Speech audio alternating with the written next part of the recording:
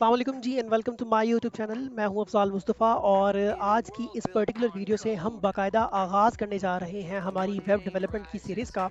और web development की series की इस वीडियो में हम ये सीखेंगे कि हमें अपना एनवायरनमेंट जो है वो किस तरह से सेटअप करना है।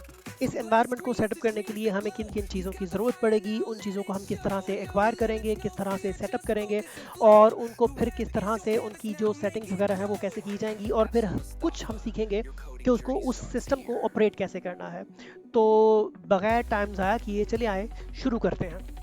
हम चलते हैं अपनी लैपटॉप स्क्रीन की तरफ और जिन दो चीज़ों की हमें ज़रूरत है वो उनमें से पहली है हमारा वेब ब्राउज़र और दूसरी जो चीज़ है वो है कोड एडिटर। वेब ब्राउज़र क्या है? एक ऐसा टूल, एक ऐसा सॉफ्टवेयर जो हमें वेबसाइट्स को ब्राउज़ करने के लिए, वेबसाइट्स को ऑपरेट करने के लिए इस्तेमाल किया जाता है। या यूँ कह लें कि इंटरनेट पे कुछ भी देखने के लिए, कोई भी चीज़ आउटपुट, किसी चीज़ की आउटपुट लेने के लिए जो चीज़ हम यूज़ करते हैं, जो टूल, जो सॉफ्टवेयर हम यूज़ करते हैं, वो वेब ब्राउज़र है। इसके लिए आपने नाम सुन रखा होगा क्रोम का, मोज़िला फायरफॉक्स का, ब्रेव ब्राउज़र का, और इसी तरह से माइक्रोसॉफ्ट एज का, या इंटरनेट एक्सप्लोरर विंडोज़ के साथ जो कभी किसी ज़माने में बिल्ट इन आया करता था। तो ये जो वेब ब्राउज़र्स हैं ये तकरीबन तकरीबन हर सिस्टम के अंदर ऑलरेडी मौजूद होते हैं। अगर आपके सिस्टम में एक नहीं है तो दूसरा होगा, दूसरा नहीं है तो तीसरा होगा, कोई ना कोई अवेलेबल होगा।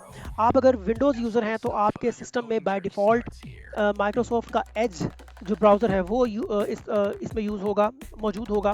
दूसरे नंबर पर अगर आप मैक ऑपरेटर्स हैं, मैक यूज़र्स हैं, तो आपके सिस्टम में सफारी जो है वो अवेलेबल होगा।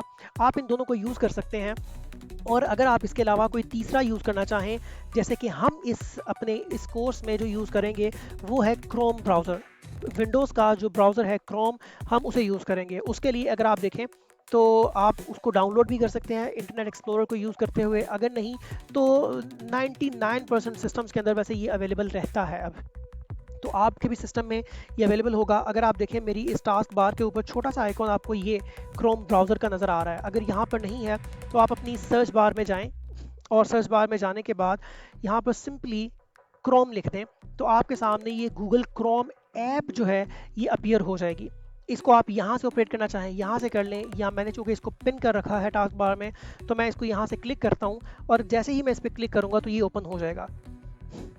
अब चूँकि इसमें हमारे पास बहुत ज़्यादा यूँ कह लें कि वो प्रोफाइल्स अवेलेबल हैं, चूँकि हम बहुत ज़्यादा मतलब डिफरेंट कंपनीज़ के साथ जब काम करते हैं तो उसकी एक अलग प्रोफाइल क्रिएट कर लेते हैं। मैं इस वेब डेवलपमेंट की सीरीज़ के लिए एक न्यू फाइल जो है, जो प्रोफाइल है वो क्रिएट करूँगा। उसके लिए मुझे यहाँ पर ऐड पे क्लिक करना है। ऐड पे क्लिक करने के बाद मैं यहाँ कंटिन्यू पे क्लिक करूँगा। आप भी अगर चाहें तो एक न्यू प्रोफाइल क्रिएट कर सकते हैं, या जो भी प्रोफाइल आपकी बनी है आप उसी को यूज़ करते हुए इसे इस्तेमाल कर सकते हैं। और मैं इसको नाम दे देता हूँ वेब डेव का। और कलर ऑप्शंस भी आपके पास हैं, अच्छे अच्छे कलर्स हैं, तो आप इनमें से कोई भी सिलेक्ट करना चाहें तो कर सकते हैं। मैं यहाँ पर फर्स्ट करें ये ग्रीन कलर जो है इसे सिलेक्ट करता हूँ और डन पे क्लिक कर दूँगा। जैसे ही मैं डन पे क्लिक करूँगा हमारी प्रोफाइल रेडी हो चुकी है, मतलब हमारा क्रोम ब्राउज़र जो है वो रेडी टू यूज़ है। अब दूसरी चीज़ जो हमें इसमें चाहिए वो है हमारा कोड एडिटर। कोड एडिटर जो है वो बेशुमार अवेलेबल है मार्केट के अंदर।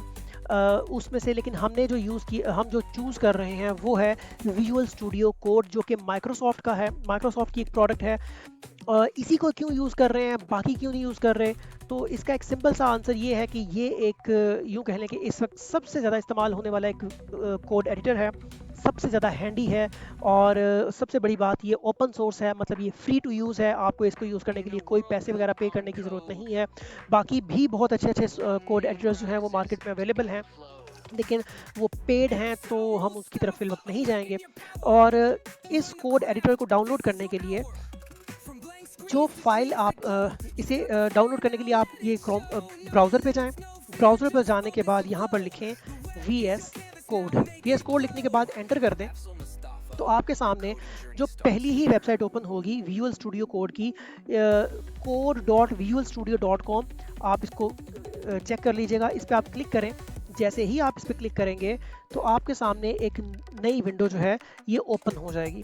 इस विंडो में अगर आप गौर से देखें तो आपके पास डाउनलोड के लिए दो बटन मौजूद हैं।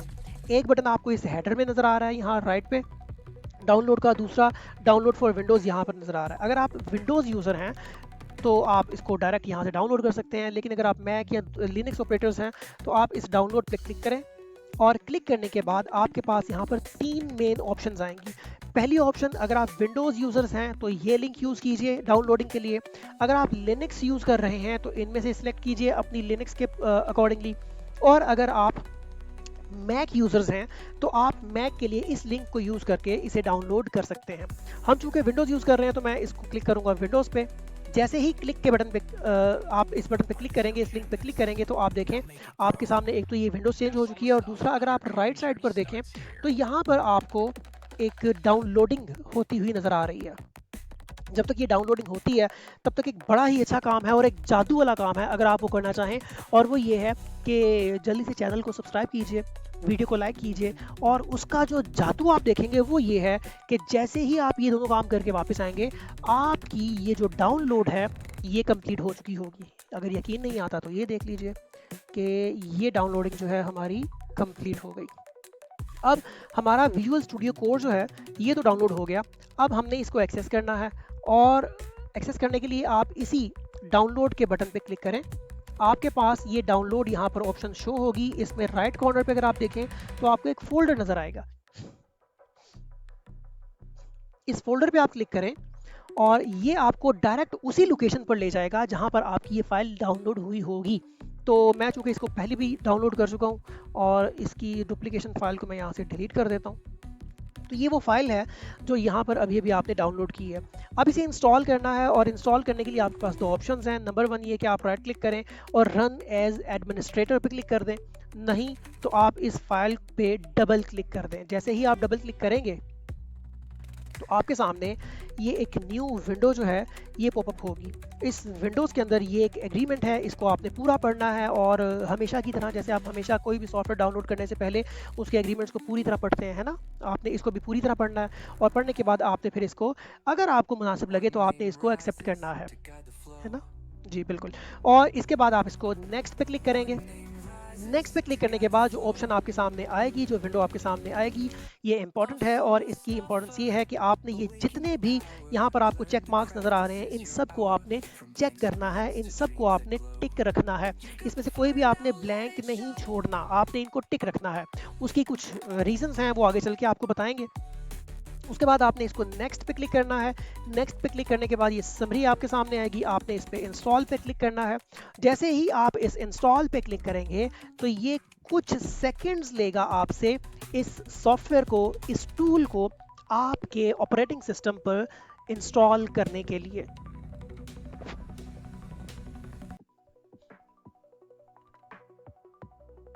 In a world built on code, name rises to guide the flow. Afzal Mustafa, awaken your power. Learn the craft. This is your hour. From blank screens to dreams that glow. You've got the fire. नहीं जी, हमारा जो code editor है वो install हो चुका है। Install होने के बाद मैं इसे अनचेक करूंगा क्योंकि मैं अभी इसको ओपन नहीं करना चाहता, और फिर यहाँ फिनिश के बटन पे क्लिक कर दूंगा। अगर आप देखें तो आपके डेस्कटॉप के ऊपर यहाँ पर एक माजरत, अगर आप देखें तो आपके डेस्कटॉप के ऊपर एक इस सॉफ्टवेयर का एक जो शॉर्ट आइकन है वो यहाँ पे क्रिएट हो चुका होगा। इसका जो शॉर्टकट है वो क्रिएट हो चुका होगा। आप इसको ओपन करने के लिए इस पर डबल क्लिक करें। जैसे ही आप इस पर डबल क्लिक करेंगे तो ये आपको वार्म वेलकम करेगा। जी हाँ, ये इसकी वेलकम स्क्रीन है। अगर आप देखें तो यहाँ पे इसका वेलकम टैब ओपन है, और ये स्क्रीन कुछ इस तरह से आपको नज़र आएगी। इस स्क्रीन तक पहुंचने के बाद आप चाहें तो इस विंडोज़ को यहाँ से क्लोज़ कर सकते हैं। क्लोज़ करने के बाद आप अगर देखें तो हमारे पास दो मेन कहने के पार्ट्स हैं इस सॉफ्टवेयर के अंदर। एक तो आपको इसकी एक मेन विंडो नज़र आ रही है बड़े साइज़ में, और दूसरा लेफ़्ट साइड पे आपको एक पैनल नज़र आ रहा है जहाँ पर हमारे कुछ टूल्स अवेलेबल हैं। इन टूल्स पे को यूज़ करने के लिए आपने जिस टूल पे जाना है उसे क्लिक करें, उससे रेलिवेंट ऑप्शंस जो हैं वो आपके सामने इस पैनल में ओपन होती चली जाएंगी। अभी हम देखेंगे थोड़ा सा ब्रीफली इन टूल्स के बारे में कि ये क्या है क्या नहीं है। अभी ये कि ये जो विंडो है मेन आपकी, ये विंडो आपको आउटपुट दिखा रही होती है जहाँ पर आप अपना कोड लिख रहे होते हैं, जहाँ पर आप कोड एडिट कर रहे होते हैं। अगली वीडियो से हम इसको डिटेल में बाकायदा इसका आगाज़ करेंगे कि ये हम किस तरह से ऑपरेट करते हैं। दूसरे नंबर पर अगर आप देखें तो ये जो लेफ्ट साइड पे आपको पैनल नज़र आ रहा है, इस पैनल के अंदर आपको यहाँ पर कुछ ऑप्शंस नज़र आ रही हैं। अब होता ये है कि हम वेब डेवलपमेंट के अंदर अपना एक प्रोजेक्ट क्रिएट करते हैं, प्रोजेक्ट मतलब एक फोल्डर क्रिएट करते हैं, और उस फोल्डर को हमने इस विजुअल स्टूडियो कोड के अंदर ओपन करना होता है। उसके लिए हमारे पास जो मल्टीपल ऑप्शंस हैं उनमें से 2 ऑप्शंस हम यहाँ पर देखेंगे। एक तो ये है कि आपने विजुअल स्टूडियो कोड को ओपन किया, और ओपन करने के बाद ये इस पैनल के अंदर आपको ओपन फोल्डर की ऑप्शन नज़र आ रही है। आप इस पर क्लिक कर दें। जैसे ही आप इस पर क्लिक करेंगे तो एक विंडो ओपन होगी और ये आपसे कहेगी कि अपने फोल्डर को रीलोकेट करें जहां पर आपका फोल्डर पड़ा है। जिस फोल्डर को आप ओपन करना चाह रहे हैं उस फोल्डर को सिलेक्ट करें, सिलेक्ट फोल्डर पर क्लिक कर दें तो वो यहाँ पर ओपन हो जाएगा। लेकिन अभी चूंकि हमने कोई फोल्डर क्रिएट नहीं किया तो मैं यहाँ पर वापस डेस्कटॉप पे आता हूँ और यहाँ पर आके अपना जो एक राइट क्लिक करके न्यू पे आऊँगा, और न्यू पर आने के बाद एक फोल्डर पे क्लिक करूंगा तो हमारा ये फोल्डर यहाँ पर क्रिएट हो चुका है। मुझे इसे रीनेम करना है तो उसके लिए मैं इसका नाम रख देता हूँ वेब डेव। वेब डेव नामी फोल्डर जो है ये यहाँ अब हमारे इस स्क्रीन के ऊपर या हमारे डेस्कटॉप के ऊपर अवेलेबल है। फर्स्ट कीजिए कि मैं विजुअल स्टूडियो कोड में इसी फोल्डर को ओपन करना चाहता हूं, तो उसके लिए हमारे पास जो डिफरेंट मेथड्स हैं वो कौन से हैं। सबसे पहले तो वही कि मैं इस ओपन फोल्डर पे क्लिक करूं, क्लिक करने के बाद इसे लोकेट करूं कि ये फोल्डर कहाँ पर है। तो जैसा कि हमने उसे डेस्कटॉप पे क्रिएट किया था तो मैं यहाँ पे डेस्कटॉप को सिलेक्ट करूंगा, और यहाँ पर आकर अगर आप देखें तो आपके पास ये वेब डेव नामी फोल्डर यहाँ पर अवेलेबल है। आपने इसको सिलेक्ट करना है और फिर इस सिलेक्ट फोल्डर पे क्लिक कर देना है। जैसे ही आप इस पर क्लिक करेंगे तो ये देखें ये फोल्डर आपका आपके इस विजुअल स्टूडियो कोड के अंदर ओपन हो चुका है। इस वेलकम स्क्रीन को अगेन हम यहाँ से क्लोज कर देंगे तो ये हमारा फोल्डर यहाँ पर आ चुका है। इस फोल्डर के साथ यहाँ पर आपको 2 और फोल्डर्स नजर आएंगे। इन फोल्डर्स का आपके साथ अभी कोई ताल्लुक नहीं है, इसलिए आपने इनको ओपन नहीं करना। कर भी ले तो ये एम्प्टी है, ये खाली है बिल्कुल, इनमें कुछ भी नहीं है। जैसे ये आउटलाइन पे अगर मैं क्लिक करूं तो ये खाली है बिल्कुल। इसी तरह से ये टाइमलाइन जो है ये भी एम्प्टी है। अच्छा, मैं अगर इस वेब डेव पे क्लिक करूं तो ये वेब डेव चूँकि ये भी एम्प्टी है, इस पर कोई फाइल कोई फोल्डर या कुछ भी अवेलेबल नहीं है, तो ये भी हमें अभी यहाँ पर एम्प्टी नज़र आएगा। अच्छा, अब यहाँ पर आगे हमने 2 मेन चीज़ें देखनी है। नंबर 1 ये कि हम अपने प्रोजेक्ट के अंदर फाइल्स या फोल्डर्स किस तरह से क्रिएट करते हैं, उसके लिए हमारे पास कौन कौन सी ऑप्शंस हैं। और नंबर 2 हमने ये देखना है कि हमें अपने इस सेटअप को कंप्लीट करने के लिए कुछ सेटिंग्स करनी है। वो सेटिंग्स कौन सी हैं, पहले हम उनको देखते हैं। वो सेटिंग्स ये हैं कि सबसे पहले अगर आप इस टूल पैनल पे देखें तो आपको 5th नंबर पे यहाँ पर ये ऑप्शन नज़र आ रही है जिसका नाम है एक्सटेंशंस। आप इस एक्सटेंशंस पे क्लिक करें। बेसिकली यहाँ पर हम 2 एक्सटेंशंस डाउनलोड या इंस्टॉल करेंगे, और उनको फिर चूंकि हमने अपने प्रोजेक्ट के अंदर आगे कंटिन्यूसली यूज़ करना है, इसलिए ये दोनों एक्सटेंशंस हमारे पास होना लाजमी है। उनमें से पहली एक्सटेंशन अगर आप देखें तो यहाँ पर आपको बेशुमार एक्सटेंशंस नज़र आ रही हैं जिनको मैंने इंस्टॉल कर रखा है। आपको शायद यहाँ पर कोई एक्सटेंशन नज़र नहीं आएगी क्योंकि आप अभी नया अगर आपने इंस्टॉल किया है इसको, तो यहाँ आपको कोई एक्सटेंशन नज़र नहीं आएगी। आपने करना ये है कि ऊपर यहाँ पर एक सर्च बार आपको नज़र आ रही है, इस सर्च बार में जाएं और यहाँ जाके लिखें लाइव सर्वर। जैसे ही लाइव सर्वर पे आप क्लिक करेंगे तो यहाँ पर सबसे पहली ऑप्शन जो आपको नज़र आ रही है इस पे आप क्लिक कर दें। जब आप इस पे क्लिक करेंगे, रिट्विक डे की ये एक्सटेंशन है, इस पे अगर आप इसको अगर आप गौर से देखें तो यहाँ पर मुझे अनइंस्टॉल की ऑप्शन नज़र आ रही है। ये इसलिए क्योंकि मैं इसको ऑलरेडी इंस्टॉल कर चुका हूँ। आपने क्या करना है, मैं आपके लिए इसको एक दफ़ा अनइंस्टॉल करता हूँ तो आपको ये कुछ इस तरह से नज़र आएगी। आपने सिंपली करना ये है कि इस इंस्टॉल की ऑप्शन पे क्लिक कर देना है। जैसे ही आप इसे क्लिक करेंगे तो दैट्स इट, आपके सिस्टम में आपके विजुअल स्टूडियो कोड के अंदर ये एक्सटेंशन इंस्टॉल हो चुकी है। दूसरे नंबर पर जो एक्सटेंशन आपने यूज़ करनी है, इंस्टॉल करनी है, उसका नाम है प्रिटियर। जी हाँ, आप यहाँ आएंगे, प्रिटियर लिखेंगे, स्पेलिंग चेंज मत कीजिएगा। प्रिटियर लिखेंगे तो ये दूसरे नंबर पर जो आपको यहाँ पर एक ऑप्शन नज़र आ रही है, आप इस पर क्लिक करें।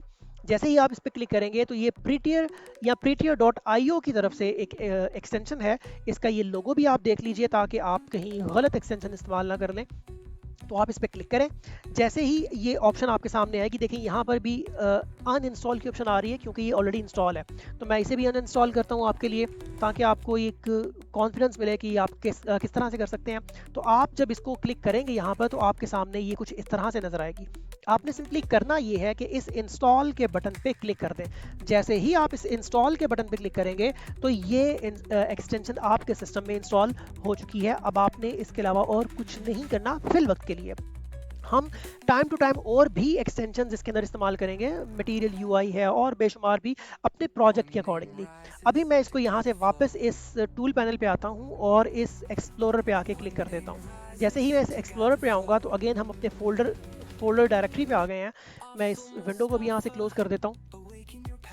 अब जो तीसरी इंतहाई अहम, बहुत ही अहम सेटिंग आपने करनी है वो ये है कि आप इस फाइल में जाएं, इस फाइल पे क्लिक करें और इस फाइल पे क्लिक करने के बाद नीचे अगर आप आते हैं तो यहाँ पर आपको एक ऑटो सेव की ऑप्शन नजर आएगी।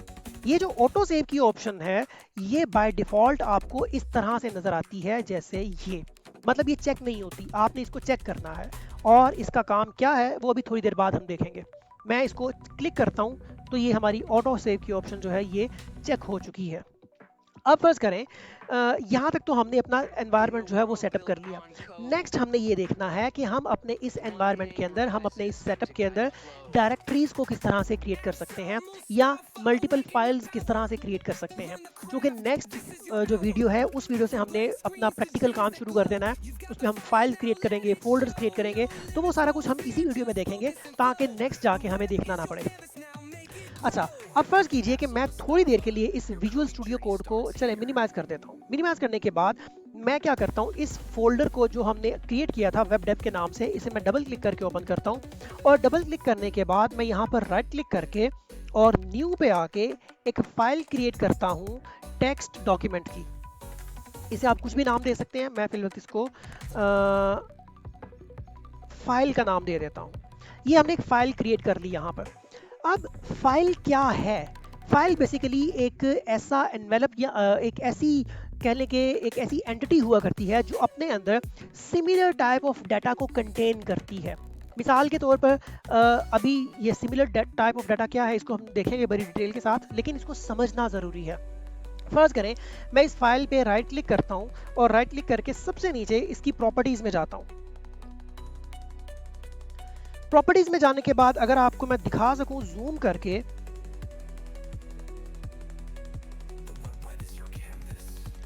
मैं जूम करके अगर आपको दिखा सकूं तो इस फाइल के अंदर आप देखें तो एक तो इसका फाइल का नाम यहां पर अवेलेबल है।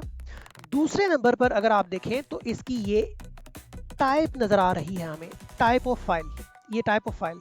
और इस टाइप ऑफ फाइल को डिनोट करता है ये जो ब्रैकेट के अंदर लिखा हुआ आपको नजर आ रहा है .txt, डॉट और उसके बाद जो भी लिखा है वो उस फाइल की एक्सटेंशन कहलाती है। और किसी भी फाइल की जो एक्सटेंशन है वो उस फाइल की टाइप को रिप्रेजेंट करती है। टाइप से मुराद क्या है? देखिए, आपने ऑडियो फाइल के बारे में सुना है, आपने वीडियो फाइल के बारे में सुना है, आपने इमेज फाइल के बारे में सुना है। तो ये जो फाइल टाइप्स हैं ये डिफरेंट हुआ करती है डिफरेंट पर्पसेस के लिए। लेकिन ये बहुत इंपॉर्टेंट कॉन्सेप्ट है जो आपको बता रहा हूँ, इसको आपने बड़े गौर से सुनना है क्योंकि आगे जाके अगली वीडियो से हम फाइल्स क्रिएट करेंगे और फाइल्स क्रिएट करते वक्त हमें उनकी टाइप को वहाँ पर डिफाइन करना पड़ेगा। तो अगर हमें फाइल की टाइप के बारे में इंफॉर्मेशन नहीं होगी तो हम वहाँ पर गलती कर सकते हैं और ज़रा सी गलती हमारे पूरे सेटअप को यूँ कह लें कि ख़राब कर सकती है, डिस्ट्रॉय कर सकती है। तो इसलिए ये जो डॉट के बाद txt लिखा है ये इसकी एक्सटेंशन है और ये इसकी टाइप को रिप्रेजेंट करती है। मैं अगर इसको अगेन नॉर्मल करूँ स्क्रीन को तो फर्स्ट करें मैं इसको यहाँ से क्लोज करता हूँ। अब मैं एक और फाइल यहाँ पे क्रिएट करता हूँ। फर्स्ट करें न्यू में गए और न्यू में जाने के बाद मैं यहाँ पर माइक्रोसॉफ्ट वर्ड की एक फाइल जो है इसको क्रिएट करता हूँ। अच्छा, अब ये भी फाइल है। मैं अगर इस पे फर्ज करे जाऊँ, इसकी प्रॉपर्टीज़ में जाऊँ, इसकी प्रॉपर्टीज़ को अगर मैं गौर से देखूं और मैं इसको यहाँ पे एनलार्ज करके आपको दिखाऊं तो यहाँ पर आप देखें इसकी एक्सटेंशन चेंज है। क्यों? क्योंकि ये फाइल टाइप चेंज है। जैसे ही फाइल टाइप चेंज होगी उसकी एक्सटेंशन भी डिफरेंट होगी। तो या आप यूँ कह सकते हैं कि जो एक्सटेंशन है ये फाइल टाइप को रिप्रेजेंट करती है और अगर किसी फाइल की फाइल टाइप या एक्सटेंशन चेंज कर दी जाए तो उसकी सारी फाइल भी चेंज हो जाती है या फाइल टाइप ही चेंज हो जाती है। तो मैं अगर इसको भी यहाँ से क्लोज करूँ और विंडोज़ को, ये स्क्रीन को नॉर्मलाइज करें। मैं एक तीसरी फाइल यहाँ पे क्रिएट करता हूँ। न्यू में जाते हैं और न्यू पे जाने के बाद फर्स्ट करें मैं ये कोरल ड्रॉ की फाइल यहाँ पे क्रिएट करता हूँ। मैं अगर इसको यहाँ पे इसकी प्रॉपर्टीज़ में जाऊँ तो इसकी प्रॉपर्टीज़ में जाके मैं अगर आपको इसकी फाइल दिखाना चाहूँ, फाइल टाइप, तो हो से देखिए इसकी फाइल टाइप जो है वो CDR है, डॉट CDR, डॉट लाजमी है, उसके बाद कोई भी अल्फ़ाबेट्स आ सकते हैं और ये सारे अल्फ़ाबेट्स हमेशा स्मॉल कैरेक्टर्स में होते हैं, ये भी आपने इस ज़हन में रखना है। अच्छा, डॉट CDR, अब ये डॉट CDR क्या रिप्रेजेंट करता है कि ये फाइल टाइप पहली फाइल टाइप्स के मुकाबले में डिफरेंट है और ये एक दूसरी फाइल है। ये दूसरी फाइल है तो ये किसी दूसरे फोल्डर में या ये किसी दूसरे सॉफ्टवेयर में ही ऑपरेटेबल है, ठीक है। तो हर फाइल टाइप अपने एक स्पेसिफिक सॉफ्टवेयर के अंदर ही ऑपरेट होती है। इस तरह आपने जो और फाइल टाइप्स के बारे में सुन रखा होगा उनमें से एक होगी MP3, डॉट MP3, इसी तरह से डॉट MP4, इसी तरह से डॉट JPG, डॉट PNG। ये सारी डिफरेंट फाइल टाइप्स हैं और हर फाइल टाइप दूसरी फाइल टाइप से डिफरेंट हुआ करती है और उसके अंदर का जो डाटा है वो भी किसी ना किसी पॉइंट ऑफ व्यू से दूसरी फाइल से डिफरेंट होता है। फॉर एग्जाम्पल आप ये कह सकते हैं कि सर JPG या PNG दोनों फाइल्स जो हैं वो इमेज फाइल्स हैं। दोनों इमेज फाइल्स ज़रूर हैं लेकिन दोनों की क्वालिटी में या दोनों के कॉन्टेक्स्ट में थोड़ा सा डिफरेंस है टेक्निकली। वो आगे चल के हमें समझ आएगा कि वो डिफरेंस क्या है। बहरहाल ये फाइल टाइप का जानना आपके लिए ज़रूरी था, एक चीज़। दूसरी चीज़ ये है कि फ़र्ज़ करें अब मैंने किया ये है कि अपने इस वेब डेव के अंदर कुछ फाइल्स क्रिएट की हैं। यहाँ पर इस फोल्डर को डायरेक्टली एक्सेस किया और इस फोल्डर के अंदर डायरेक्टली कुछ फाइल्स जो हैं वो मैंने क्रिएट कर दी। अब मैं अपना विजुअल स्टूडियो कोड जो हमने ओपन किया हुआ था उसे ओपन करता हूँ तो आप देखेंगे कि जो फाइल्स हमने वहाँ क्रिएट की थी वो फाइल्स ऑटोमेटिकली यहाँ पर शो हो रही हैं हमें। तो इसका मतलब ये है कि हम अपने प्रोजेक्ट के अंदर अगर कोई फाइल क्रिएट करना चाहें तो उसका एक तरीका तो ये है कि हम डायरेक्ट उस फोल्डर के अंदर जाएं और वहाँ पर जाके अपनी फाइल्स को कॉपी कर लें या क्रिएट कर लें, जो भी आप करना चाहते हैं या आपकी जो रिक्वायरमेंट है उस तरह से आप उसको वहाँ पे क्रिएट कर सकते हैं। तो वो आपको उस विजुअल स्टूडियो कोड के अंदर भी यहाँ पर नज़र आएंगी। दूसरी ऑप्शन ये है, फर्स्ट करें कि मैं इन फाइल्स को यहाँ पर जाके डिलीट कर देता हूँ। मैंने इन तमाम को सिलेक्ट किया, शिफ्ट डिलीट करके एंटर कर दिया तो ये फाइल्स परमानेंटली डिलीट हो गई यहाँ से। अब अगर मैं विजुअल स्टूडियो कोड में जाऊँ तो यहाँ देखें वो फाइल्स यहाँ से जा चुकी हैं क्योंकि हमने उनको डिलीट कर दिया है। अब दूसरी ऑप्शन इन फाइल्स को क्रिएट करने की जो हमारे पास है वो ये है कि मैं जिस फोल्डर के अंदर, जिस डायरेक्टरी के अंदर फाइल्स क्रिएट करना चाहता हूँ उसको क्लिक करूँ, उसको सिलेक्ट करूँ और उसके अंदर यहाँ देखें मुझे न्यू फाइल, न्यू फोल्डर की यहाँ पर ऑप्शंस नज़र आ रही हैं। ये रिफ्रेश का पेज है, एक्सप्लोरर को रिफ्रेश करने के लिए।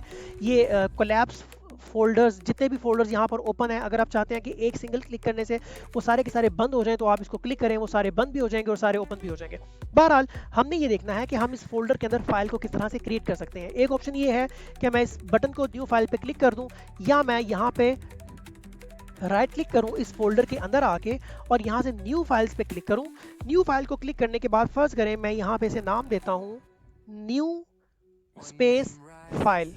अब देखें हम चूंकि सीख रहे हैं वेब डेवलपमेंट तो हमने वेब डेवलपमेंट के लिए जो बेस्ट प्रैक्टिसेस हैं उनको पहले दिन से ही अडॉप्ट करना है ताकि हम एक तो यूज्ड टू हो जाए उनके लिए, दूसरा वो हमारे लिए हैंडी हो जाए क्योंकि आगे जाके ये छोटी छोटी चीज़ें तंग करने वाली हैं। तो वो बेसिकली मैं जिस प्रैक्टिस की बात कर रहा हूँ वो ये है कि आपने जब भी कोई फाइल क्रिएट करनी है आपने कोशिश ये करनी है कि उस फाइल के नाम के अंदर स्पेस ना आए। आ भी सकती है, ये कोई बड़ी बात नहीं है, लेकिन आपने प्रैक्टिस ये रखनी है कि उस फाइल के नाम के अंदर नाम जो है उसका नाम, उसमें कोई किसी किस्म की स्पेस अवेलेबल नहीं होनी चाहिए। तो उसके लिए फिर हमारे पास तरीका क्या है? उसके लिए हमारे पास एक जो बहुत ज़्यादा इस्तेमाल होने वाला तरीका है वो ये है कि हम इसको इस तरह से लिख दें। मतलब पहला पूरा वर्ड हम स्मॉल लिखें और अगले वर्ड का जो पहला अल्फ़ाबेट है उसे कैपिटल कर दें या फिर इनके दरमियान में हम अंडरस्कोर डाल दें। तो न्यू अंडरस्कोर फाइल, या इसको अगर आप स्मॉल भी रखना चाहें तो रख सकते हैं। बस कोशिश ये करनी है कि ये एक तो इसके दरमियान में स्पेस ना आए, दूसरा आपने इसका जो पहला अल्फ़ाबेट है वो कोशिश करनी है कि वो कैपिटल ना हो, ठीक है। वो अब ये सारी यूँ कह लें कि इसकी बेस्ट प्रैक्टिसेस में ये सारी चीज़ें आती हैं, और कुछ जगहों पर जाके हम देखेंगे कि ये प्रोहिबिटेड भी हैं, मतलब कुछ जगहों पर तो ये हमें इस्तेमाल ही नहीं करने देगा इन प्रैक्टिसेस को। तो इसलिए हम पहले ही दिन से उन प्रैक्टिसेस को यूज़ करेंगे जो प्रैक्टिसेस हमारे लिए बेस्ट प्रैक्टिसेस हैं। बहरहाल हमने इस फाइल का नाम लिख लिया। दूसरे नंबर पर जो चीज़ हमने इसमें ऐड करनी है वो ये है इसकी एक्सटेंशन। एक्सटेंशन ऐड करने के लिए हम डॉट लगाएंगे। डॉट लगाने के बाद उस फाइल की एक्सटेंशन जो हम क्रिएट करना चाहते हैं, फर्ज करें कि मैं txt फाइल, मैं टेक्स्ट फाइल क्रिएट करना चाहता हूं, तो मुझे डॉट txt लिखना है। लिखने के बाद मैं एंटर करूंगा तो ये हमारी फाइल क्रिएट हो चुकी है। फाइल क्रिएट हो चुकी है। अब मैं चाहूं तो मैं जो भी इस फाइल के अंदर लिखूंगा वो इस फाइल के अंदर रहेगा। अब एक चीज़ जो मैंने आपको सेटिंग बताई थी, फर्ज करें कि मैंने ये दिस इज फाइल लिखा और मैं इस फाइल को सेव नहीं कर सका। यहाँ आके मुझे सेव करना है, मैं इसको सेव नहीं कर सका और किसी वजह से मेरा विजुअल स्टूडियो कोड जो है वो क्रैश कर गया। किसी वजह से अगर हमारा बैटरी बैकअप नहीं है, लाइट चली गई, सिस्टम बंद हो गया, या किसी वजह से ये फाइल करप्ट हो गई और ये बंद हो गई, तो जितना कोड इसके अंदर हमने लिखा होगा, अभी तो ये एक लाइन है, अभी हम देखेंगे कि इसमें थाउजेंड्स ऑफ लाइन्स का हम कोड जो है वो लिखते हैं, तो वो सारा का सारा कोड अगर हमने इसको सेव नहीं किया होगा यहाँ से, तो वो ज़ाया हो जाएगा। इसी के लिए एक सेटिंग आपसे करवाई थी शुरू में, और वो फाइल्स में जाके ऑटो सेव। ये ऑटो सेव आपको इस तरह के किसी भी मिसहैप से बचाने के लिए है। जी हाँ, आप इस फाइल के अंदर जो कुछ भी लिखें,